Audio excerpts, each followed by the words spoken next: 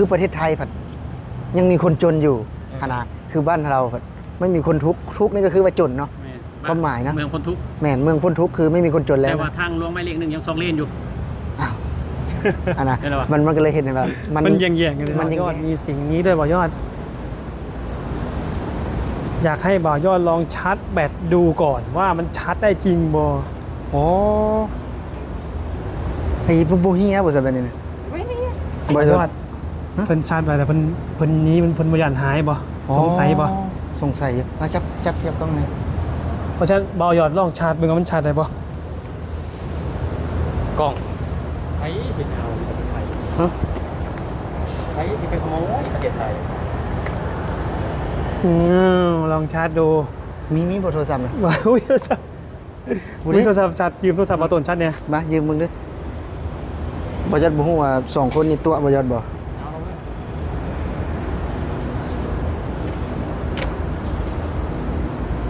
เก็บเงินบ่เนี่ย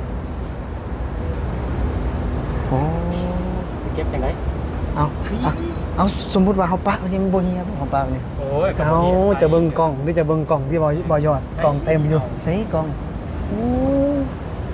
คือโทรศัพท์อยู่ประเทศไทยเป็นเรื่องธรรมดาที่เขาบ่ได้อยากเอาเลยนะ อย่าไปหาเหตุเด้อเคยเห็นบอกกรณีที่อยู่สนามบินสุวรรณภูมิมาต้น คือคนลาวไปขโมย iPhone เขาอ่ะเห็นมั้ย เพิ่นสิเดินทางไปไส เป็นทางออกต่างประเทศพอดี เพิ่นเป็นโทรศัพท์ iPhone เพิ่นก็เอาไปของเขาหั่นนะ บ่คือว่าเพิ่นก็บ่ได้อยู่ลาวแม่นว่าเพิ่นน่ะ อะไร เอาเพิ่นกลับมาจากประเทศลาวเพิ่นสิเดินทางไปเกาหลีหรือญี่ปุ่นนี่แหละว่าต้นไปเฮ็ดงาน แม่นแนะอ๋อ เพิ่นไปเอาโทรศัพท์ สมมุติว่านี่เฮาย่องมานี่จับเอานี่ก็บ่ได้แล้วนะ เอา สม ไว้ มุติว่าขี้ขโมยนี่มาย่องนี่จับเอานี่ ทางมาได้บ่ได้ แต่ตำรวจสิบายคอ เอามันพี่สิเห็นบ่มีเผยภาพอีกนะ ก็ลองมึง บ่ถึงชั่วโมงบ่ยอดเขาตามตัวพอแน่นอนเพราะฉะนั้นน้องๆเฮาที่เบิ่งคลิปวิดีโออยู่นี่อย่าเฮ็ดเด็ดขาดเลยในสถานที่ราชการหรือว่าสถานที่ไหนก็แล้วแต่เพิ่นมีกล้องวงจรปิดนะตำรวจไทยน่ะยอมรับว่าเก่งบ่ยอด ยอมรับแต่แบบบางเทื่อเนาะแบบคนบ้านนอกเอานะคนบ้านนอกเขามาเห็นยังมาซาดนะแบบสินะแบบบางเทื่อก็มีรุ่นยี่ห้อแพงๆก็มีเด้อันนั้น คือประเทศไทยเพิ่นรวยแล้วเพิ่นยังเพื่อแผ่เพิ่นยัง ใช่เลย คือบ่แม่นแบตเตอรี่แห่งอาเซียนนี่ประเทศไทย อ๋อ แต่เพิ่นให้คนทั่วโลกนี่มาที่ประเทศไทยเนี่ยชาร์จแบตเตอรี่ฟรีโดยที่มาเก็บเงินน่ะ ถือว่าซาดแบบฟรีเลย แม่น อ๋อ เพิ่นบ่ได้สร้างเครื่องลายเด้บ่แม่นแบตเตอรี่แห่งอาเซียนพร้อม แต่ เพื่อแผ่ แต่มีไฟฟ้าแบบว่ามีที่ซัดแบตให้ฟรีเลยนะ แอร์เบิ่งในแอร์เพิ่นเปิดไปมื้อแอร์เย็นแท้เลย ค่าไฟนี่โมเมนต์เดตื้อบ่บ้านเฮาเนาะ โอ้ก็ว่าแล้วแต่ว่าเพิ่นเงินหลายอ่ะ ต้องถามสิบ่าวต้นถามก่อนว่าอยู่บ้านบ่าวยอดมีแบบนี้บ่บ่าวยอด ที่บ้านเจ้ามีบ่แบบว่าอยู่บกสแม่นหยังหั่นนะมีบ่ บ่มี คือแบบว่าบ่ต้นได้ไปเห็นคือบกสชาร์จแบต เดี๋ยว โทรศัพท์ครั้งละครั้งหมื่นกีบ มีอยู่ มีอยู่แต่ครั้งละหมื่นกีบ โอ้ ครั้งละหมื่นกีบเลยชาร์จแบตนี่คือห้องน้ำนี่ 3,000 กีบห้องน้ำก็สิประมาณ5 บาทห้องน้ำแต่อยู่นี่สะอาดอีกมีเจลล้างมืออีกมีกระจกส่องหน้าอีก ฟรีเนาะ ฟรี ฟรี ขึ้นเบิ่ง เอ้าบ่าวต้นเดี๋ยวบ่าวยอดสิว่าอยู่ในหม่องนี้กว้างใหญ่ไพศาลจะมีแค่จุดเดียว15บ่าวยอดย่างไปเบิ่งอีกจุดหลายๆจุดอีกเพื่อความมั่นใจ บ่แม่นจุดนี้จุดเดียว บ่เอามาให้โทรศัพท์บ่ต้นนะ เอามา15ไปเบิ่งอีกบ่าวยอด เห็นบ่ตรงนี้นะ มาฝั่งนี้นี่บ่าวยอดมาตรงนี้ ใส่ นั่นเห็นบ่นั่น โอ้พี่น้อง เห็นบ่ คือสมมุติว่าคือแบตหมดเนาะก็สามารถชาร์จได้เลยตรงนี้เนาะแล้วก็สมมุติว่าเฮาชาร์จแล้วเฮาต้องนั่งเผาบ่บัดนี้ แล้วแต่ให้จะมาหันเป็นกันนี่ก็ได้มันสิเป็นหยัง เอ้ามันบ่เฮียบ่ซะ บ่เฮียไปเฮียมาใส่ เอาสมมุติว่า ก็เบิ่งให้เจ้าหน้าที่เพิ่นนั่งเต็มอยู่ สมมุติว่านี่ อำนวยความสะดวก คือบอยอดนี่จะไปเสียบเนาะจะไปเสียบแล้วก็แบบว่าบ่ยันเฮียเนาะ บ่ไม่อยู่ประเทศไทยอยู่ประเทศอื่นบ่ฮู้ประเทศอื่นบ่ฮู้แต่ประเทศอื่นอยู่ในเฮือนยังขโมยเอาน่ะ โอ้ แต่อยู่นี่บ่เสียแน่นอนอยู่นี่ คือระบบปลอดภัยเพิ่นเนาะทุก นี่ถ้าขยะ นอน บ่ยด ได้บ่เนี่ย เบิ่งดีกว่า อ๋อ ไอ้บ่ยอดเก็บอันนี้เก็บอันนี้เห็นนี่ ใส่บัดนี้ เอาเบิ่งที่ขยะทั่วไปขยะรีไซเคิลตัวใดล่ะกลางป่านั่นเอาต้องบอกคนบ้านเฮาแน่ถ้าบ่อยากเก็บเฮ็ดจังไดถ้าบ่อยากเก็บบ่ต้องทิ่ม บ่ต้องกินเลย ถ้าบ่อยากเก็บ อ้าว บ่ต้องทิ่มยังบ่ต้องกินเลย คือบ้านเฮานครปักเซเพิ่นสิเป็นแบบว่าเมืองท่องเที่ยวสะอาดอาเซียนเมืองปักเซ โอ้ดีใจ เพิ่น เล ป ย ระกาศได้ประกาศ ดี ได้ ใจดีใจ เออ หักขยะเต็มอยู่ เมืองปักเซเพิ่นลงไปตรวจสอบดิ ตรวจสอบแล้ว จะเป็นเมืองสะอาดอาเซียน เมืองท่องเที่ยวสะอาดอาเซียน โอ้ บ่ต้นกับภาวนานะบ่ต้นยก ให้ ยก บ้าน สองมือสูงๆนะให้เฮ็ดได้ ให้เฮ็ดได้ อยากให้มันสะอาดอยากให้เป็น ให้มัน เป็นเมืองแบบอย่าง ให้ฟ้านเนาะ ให้เป็นเมืองแบบอย่าง อ๋อ บ้านเฮาเป็นประเทศที่ เอา ด้อยพัฒนากะยานะขอให้มันสะอาด อ๋อ มันก็น่าอยู่เด้อันนี้ด้อยพัฒนาพร้อมแต่ขยะเต็มเมืองพร้อมมันไปนำกันหมดน่ะ อ้าวบ่ต้นคือวางสันเพิ่นประกาศเป็นประเทศที่หลุดพ้นจากความทุกข์ยากแล้วได้บ่ต้น เพราะทุกอย่างได้บ่ต้นถามแล้วคนที่อยู่เมืองพนทองนะขี่เลนนะเพียงหัวเข้านี่ในถนนนะเมืองพนทุกข์จังไดวะกับพนทุกข์เป็นบางคนนั่นแหละเนาะ ก็เฉพาะผู้ แต่ว่ายอด ประเทศไทยนี่พ้นทุกข์หรือยังยังเด้ ยัง ยัง มีคน ยัง จ ยั น งประเทศไทยเพิ่นบ่ประกาศประเทศไทยเพิ่นบ่ประกาศ คือเฮาไปอยู่มุมใดเพิ่นก็ว่าโอ้หมู่บ้านนี้แต่ละหมู่บ้านเนาะ อืม ก็ยังมีคนจนอยู่นะเพราะว่าเขาไม่ได้ประกาศว่าพ้นทุกข์แต่พอเรามาดูนะดูจากประเทศลาวอ่ะดูจากบ้านเกิดเราแล้วพอเรามาดูจากประเทศไทย คือมันแตกต่างกัน มันไม่เหมือนกันเลยนะ มันฝาก เอา ดิน กับ เลย กับคำว่าที่พ้นทุกข์อ่ะคือประเทศไทยอ่ะยังมีคนจนอยู่ แต่ว่าคนแบบเหมือนเราเนี่ยไม่ค่อยมีนะคนที่แบบทำมาหากินแล้วยังไม่มีพื้นฐานเหมือนเราเนี่ย บ่ต้นแล้วถ้าว่าพ้นประเทศยังบ่ทันพ้นทุกข์แล้วเพิ่นสิไปประกาศเฮ็ดหยังได้อายชาวโลกบ่ กับเพิ่นประกาศแบบว่าบ่ฮู้แหละเพิ่นก็สิเอาแบบว่า ประมาณ10คนเนี่ยคนที่มีเงินมีหยังแน่นะเอามาเพื่อประกาศว่าง่ายซะแต่ที่จริงแล้วคนทั่วไปมันยังทุกข์ยังจนอยู่บ้านเฮาอ่ะเอาสังเกตง่ายๆถ้าว่าบ้านเฮาบ่จนน่ะบ่มาทำงานประเทศไทยดอกบ่มาทำงานประเทศไทยหลายปานนี้ดอกเนาะ หรือจังซี่บ่ต้นเพิ่นเป็นการประกาศเพื่อกระตุ้นให้พวกเฮาแบบว่า ดีใจ อาจจะบอกว่าให้มั่นใจ โอ้ยสิมั่นใจจังได๋เขาก็เบิ่งผลงานบ่ต้องเขาคนเฮาซุมื้อเขาฉลาดเด้เขาบ่เบิ่งในปากเว้าเด้เขาเบิ่งที่ผลงาน ว่าคนฉลาดบ่หรือบ่คนโง่เขาสิเบิ่งที่ผลงานเด้แต่คนที่บ่ปากแต่เขามีผลงานอันโดดเด่นมีแบบบ้านเมืองพัฒนาเขาสิยอมรับตรงนี้ คนที่เว้าว่าฉลาดแต่บ่เฮ็ดหยังเขาก็บ่เชื่อเด้เขาสิเชื่ออยู่ตอนแรกอันนี้เขาก็บ่เชื่อแล้วเขาเบื่อซ้ำเขาว่าน้ำลายเขาว่า แล้วว่ายอดเสื้ออยู่บ่ว่ายอดเสื้ออยู่บ่ คำว่าเฮามาเบิ่งอยู่ในประเทศไทยนะเฮาจักเฮาเบิ่งอยู่บ้านนะ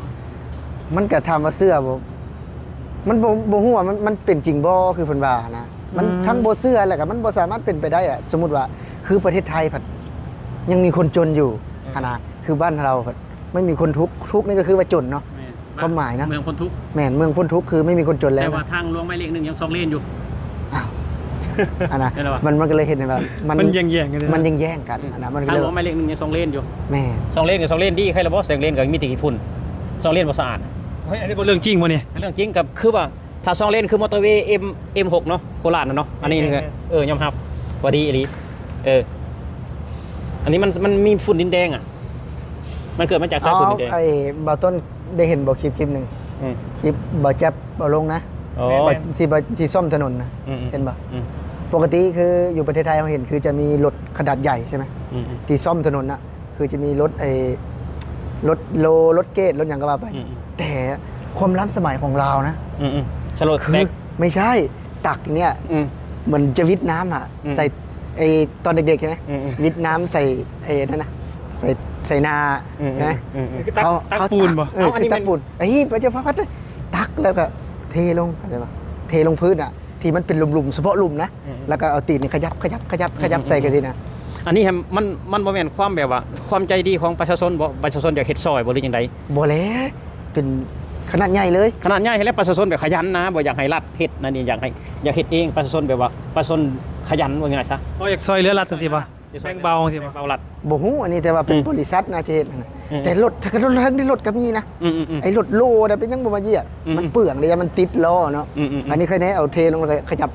อืม เป็นใส่ตามคุม แพงรถไว้ แพงรถไว้ อืม ทั้งที่ถนนน่ะก็เป็นดินแดงเต็มอยู่กับเพราะบ่จะทำคาสิมาซ่อมกับเพราะล้างก่อนบ่จะเสียดายอยากมาต่อย รถนะ ไอ้บ่ไอ้ถนนน่ะนะ อืม เอาน้ำมาซีดให้มันขาวก่อนนะ คือตอนเนี้ยเข้าฤดูฝนเลยเนาะบ้านเฮาก็สิเปิดเรียนเนาะเปิดเรียนเนี่ยการเดินทางก็สิยุ่งยากนะบ่ยอดนี่เป็นห่วงจังได๋บ่น้องๆนักเรียนในการเดินทางในห่วงจังไดนะ ไอ้เดินทางไปโรงเรียนนะ แม่น ก็มันก็ไอ้ขี้ตุ่มมาแล้วเนาะสำหรับคนที่น้องๆที่บ่ได้มีโรงเรียนในหมู่บ้านนั่นจ้ะเนาะที่อาจจะออกมาเรียนอยู่ข้างนอกก็ส่วนอยากให้เป็นกำลังใจให้น้องๆอะนะที่แบบว่าเพราะว่ายามพ้นนี่พี่ได้คือบ้านบ่ยอดกันเลยพี่ได้ คือว่าช่วงนี้บ่แม่นแต่ฤดูฝนอย่างเดียวเด้คือว่าบ้านเฮาตอนนี้คือฤดูสร้างถนนเด้ฤดูนี้ได้ โอ้ยวางสันมาสร้างยามฝน เอาบ้านเฮาสร้างถนนยามฝนใด ว่าสันบ่ บ่ได้สร้างยามแล้งในบ้านเฮาสร้างถนนยามฝน ย้อนอีหยังล่ะ ก็บ่ฮู้คือกันแบบว่ายามแล้งเพิ่นบ่เฮ็ดเวลาเดือนพฤศจิกาธันวานี่บ่เฮ็ดถนนนี่เพิ่นสิมาเฮ็ดเดือนธันวาเดือนเมษาพฤษภามิถุนาฝนตกเพิ่นเฮ็ดโลดถนนบ้าน อ๋ เฮา อเบาโบยังบ่ สง เข้า สัย ใจ ดินมันอ่อนดินมันอ่อน เบาโบสงสัยว่าเป็นหยังคือจังเห็ดเบาโบสงสัย นั่นแหละ บ่ต้องคิดว่าดินมันอ่อนช่วงนี้นะ เอา เพิ่ ไม่ น เฮ็ดก็เลยสร้างถนนยามนี้ เอาบ่ยอดจังได๋สงสัยได้เนี่ยสงสัยได้เนี่ย สงสัยหยังเอา เครียดยามฝน คือทำถนนแบบไม่เสียตังค์นะเข้าใจไหม จังได๋ เอ้า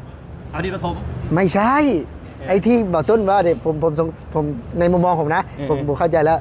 ทำถนนแบบไม่เสียตังค์เข้าใจไหมไม่ต้องเสียอะไรเลย จังได๋ นั่น เนี่ย คือรถวิ่งไง อืม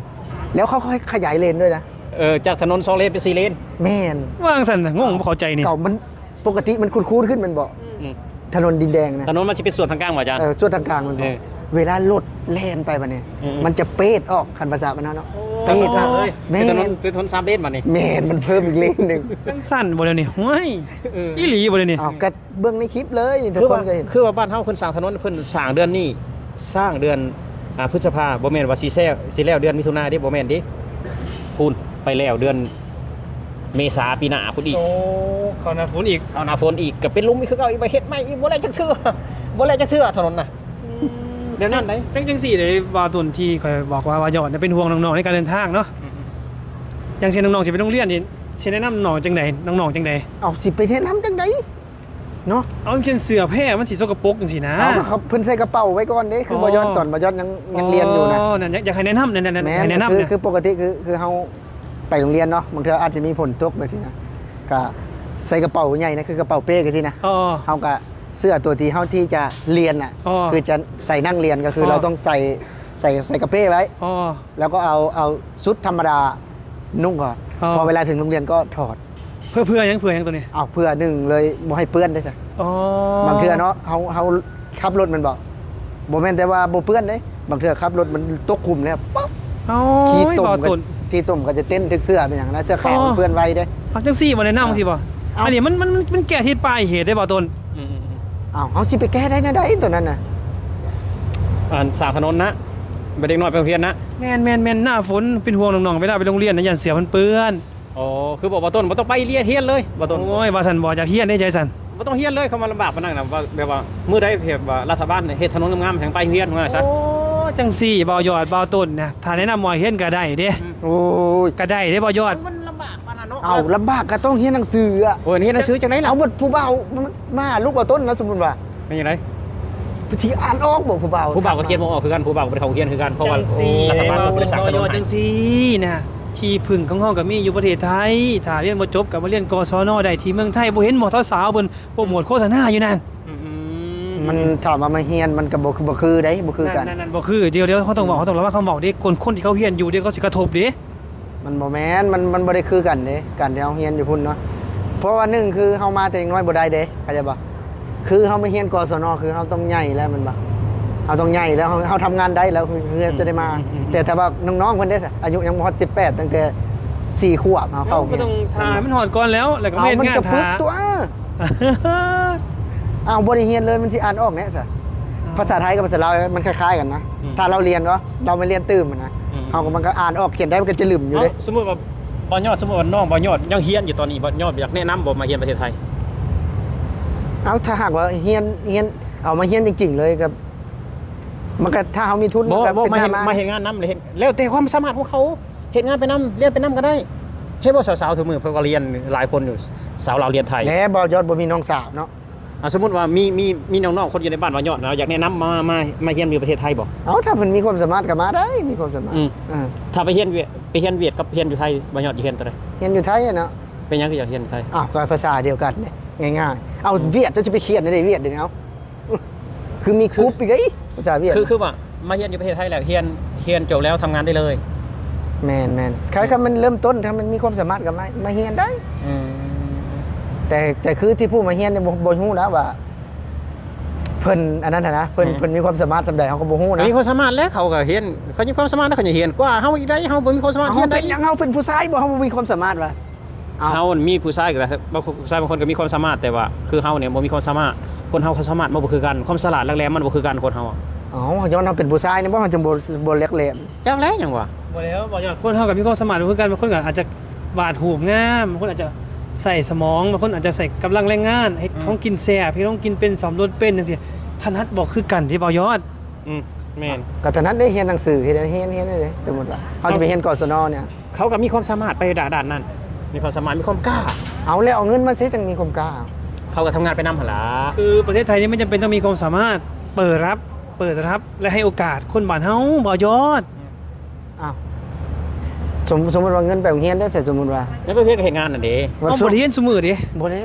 บ่ได้เรียนสมมุ บ่ ติ ได้เรียนซุมื้อเด้เรียนเสาร์อาทิตย์จังซี่ อ๋ เด้อ อก็เดี๋ยวว่าเรียนสมมุติเอาเรียนสมมุติเอาเงินใส่ไปเฮ็ดงาน เขาอะไรสงสัยเนาะ แม่นแล้วเพิ่นส่งให้บ้านอีกสมมุติว่านะ เนาะให้บ้านก็ต้องเบรกก่อนแล้วให้บ้านก็ต้องเบรกก่อนตอนนี้เรียนก่อนเรียนอยู่นะ เอาสมมุติว่าเฮาเฮียนอยู่หั่นน่ะเอาไปโรงเรียนเนาะขี่รถเมล์ไปรถรุ่นนั้นตีวันละ400ทำงานได้วันละ300 โอ้ยบ่ฮอดเขาไปโรงเรียนเขาก็นั่งรถรถเมล์ไป เอา กัน มันกินข้าวนี่จ้ะ ก็แสดงว่าขี่ตัวเลยซั่นนะคือยังก็บ่ยอดว่าเฮ็ดงานวันละ300แต่ใส่เงินมื้อละ500 อ้าวสมมุติว่าเอา มันแย่งกันได้บ่ต้น สมมุติว่านะ เฮ็ดงานวันละ500กับสมมุติว่าเฮ็ดงานวันละ300เขากินมื้อละ500กับอาทิตย์หนึงกิน2มื้อ อ๋อมันบ่ได้ทุกวัน มันบ่ได้ทุกวันนอกจากนั้นก็กินมื้อละ30บาท40 ทีแร บาก ท ทีแรกบยศก็ได้ไปเห็นนะไปเห็นหลายคนน่ะบยศไปเห็นเขาว่าใช้เงินวันไปเรียนกศนเนาะเท่านี้ว่าสินะบยศก็เห็นว่าเท่านี้อ้าวแล้วบยศก็อยากขึ้นว่าแล้วมึงได้เงินเท่าไหร่วะบยศก็ว่าอ๋อแท้จริงคือมื้อนี้คือมันเรียนแค่2 วัน เรียนสองวันว่าอาจารย์ อ๋อ เสาร์อาทิตย์ ถ้าหาก วันหยุด ทีแรกบยศสงสัยนะบยศว่าเอ้าทำไมคุณได้ตังค์เยอะทำคุณได้วันละ1,000 บาทแล้วคุณทำงานในไทย คือบ่ต้นก็บางมื้อก็ใช้เงินมื้อละ1,500ได้ โอ้โห มื้อได้ซื้อมาทุเรียนฮะเข้าใจบ่ โอ้ นอกจากนั้นก็ป้นไข่ บ่ต้นบอกไปแล้วมันบ่จะบักเถื่อเลยนี่ย่าเอาไปตลอดได้บอกไปนี่ เอ้า มันสิย่าไปตลอดได้บ่ยอดฝากถึงน้องๆเนี่ยให้กำลังใจน้องๆในการไปโรงเรียนนะก่อนที่เขาจะ ก็ คลิป ช่วงนี้ก็ช่วงหน้าฝนเนาะก็อยากให้น้องๆแบบว่าไปโรงเรียนก็ระมัดระวังเนาะเตรียมตัวพร้อมนะคือต้องมีเสื้อกันฝน ไปสู้ ให้สู้ๆอะไรมีเสื้อ สมมุติว่าหลังจากแบบว่าบ่ไหวแล้ว หรือว่าจบม.3 หรือว่าจบม.6เชิญค่ะเรียนกศนที่ประเทศไทย เห็นไหมพี่ๆเขาเรียนอยู่